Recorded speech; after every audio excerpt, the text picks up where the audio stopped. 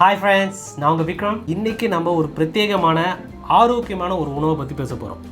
அதுதான் ராகி. ராகி?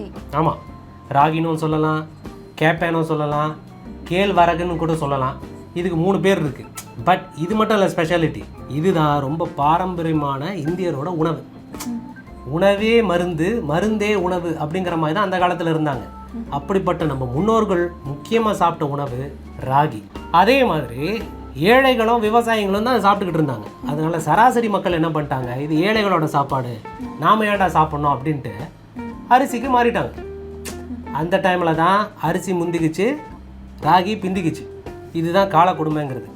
இப்போ ரெண்டையுமே பக்கம் பக்கம் வச்சு பார்ப்போம். எது? ராகியும் அரிசியும் பக்கம் பக்கம் வச்சு பார்ப்போம். அப்போ தான் உங்களுக்கே புரியும். அரிசியை பார்த்தீங்கன்னா நீங்கள் 1 வருஷம் வெளியே வச்சுருந்தீங்கன்னு வச்சுக்கோங்களேன், அது புளுத்து போயிடும் இல்லையா? ஆனால் ராகி 10 வருஷம் வெளியே வச்சுருந்தாலும் புளுத்து போகாது, டெய்லி சாப்பிட்டாலும் அழுத்து போகாது. ராகியில் எப்படி புட்டு செய்யலான்னு தான் சொல்லி கொடுக்க போகிறேன். சரி, இந்த ராகிக்கு தேவையான பொருட்கள் பார்த்தீங்கன்னா, ராகி மாவு 1 கப்பு எடுத்திருக்கேன். அப்புறம் துருவி வச்சுருக்கிற தேங்காய் 1 கப்பு, நாட்டு சர்க்கரை 1/2 கப்பு நீங்கள் போட்டுக்கலாம், கொஞ்சம் உப்பு, கடைசியில் நெய் விட்டுக்குங்க. ராகி புட்டு செய்கிறதுக்கு ராகி மாவு இருக்குது. இப்போ நம்ம என்ன பண்ண போகிறோன்னா, தண்ணி தெளித்து அதை ஒரு ஈரப்பதத்துக்கு பிரெட் கிரம் கன்சிஸ்டன்சிம்பாங்களே, அந்த மாதிரி நம்ம பண்ணிக்க போகிறோம்.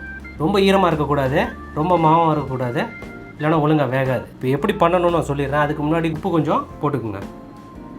போட்டுட்டு ஒரேடியாக போட்டுறாதீங்க, தண்ணி தெளித்து மாவை பிசையணும். பாருங்கள், இந்த மாதிரி கட்டி சேருதா, அதை அப்படியெல்லாம் கையில் பிடிச்சி தூளாக்கி விட்ருங்க. நீ தெளித்து விட்டுக்கிட்டே இரு. இந்த பிரெட் கிரம்ஸ்லாம் இருக்கும் இல்லையா, அந்த கன்சிஸ்டன்சி தான் நமக்கு வேணும். அதான் புட்டுக்கு கரெக்டாக இருக்கும். இதில் அதிகமாக தண்ணி விட்டால் என்ன ஆகும்? தண்ணி விட்டால் அப்படியே கெட்டி சேர்ந்துடும், புட்டு வராது, லட்டு தான் வரும்.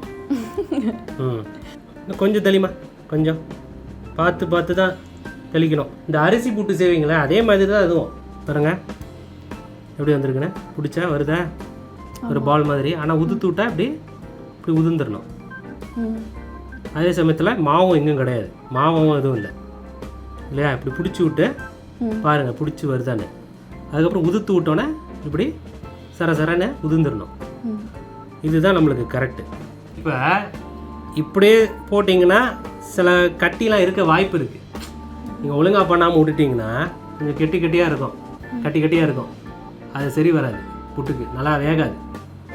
ஸோ நீங்கள் ஒரு சல்லடையை எடுத்துக்கங்க.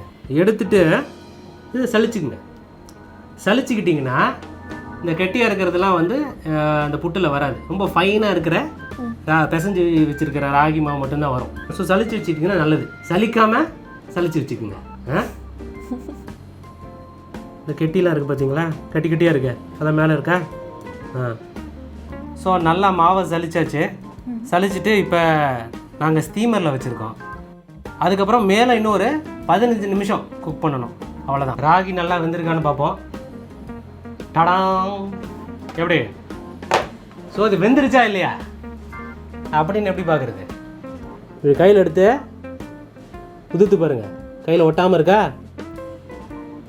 அதுதான் கரெக்டு. இன்னும் பெரிய கம்ப சூத்திரம் இல்லை. இந்த வெந்த ராகி மாவை ஒரு பவுலில் கொட்டி வச்சுட்டேன். இப்போ எல்லாத்தையும் மிக்ஸ் பண்ணிடலாம். 1 கப்பு தேங்காய் பூ எடுத்து வச்சுருக்கேன். ஓகே, அதை கொட்டிடுங்க. நாட்டு சர்க்கரை 1/2 கப்பு போதும், 1/2 கப்பு கரெக்டாக இருக்கும். மிக்ஸ் பண்ணிக்கிட்டே இருக்கும்போது அப்படியே கொஞ்சம் நெய் சேர்த்துருங்க. ஸோ ஃப்ரெண்ட்ஸ், ராகி புட்டு ரெடி ஆயிடுச்சு. துரும்பாக இருக்கிறவனையும் இரும்பாக்கிறோம் இந்த ராகி அப்படின்னு அடிக்கடி எங்கள் பாட்டி சொல்லுவாங்க. அது உண்மைதான். புரியுது உங்களுக்கு? ராகிக்கு அந்த மாதிரி ஒரு சக்தி இருக்குது. சாப்பிட்டு பார்க்குறியா? ஆமாம், சாப்பிட்டு பாரு. அதுக்கு தான் வெயிட் பண்ணிட்டு இருக்கேன். தெரியும், சாப்பிட்டு இன்னைக்கு சாப்பிட்டு நாளைக்கும் கேட்பேன், அதான் கேட்பேன் டேஸ்ட் அப்படி.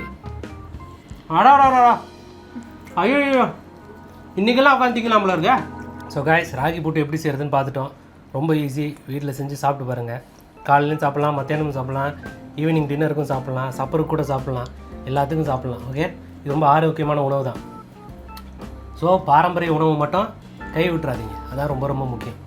ஓகே, ஆரோக்கியம் தான் நம்ம சொத்து. அதை தர ராகி ரொம்ப கெத்து. அப்படி இல்லைன்னு எவனாச்சும் சொன்னா அவன் வாயை பொத்து.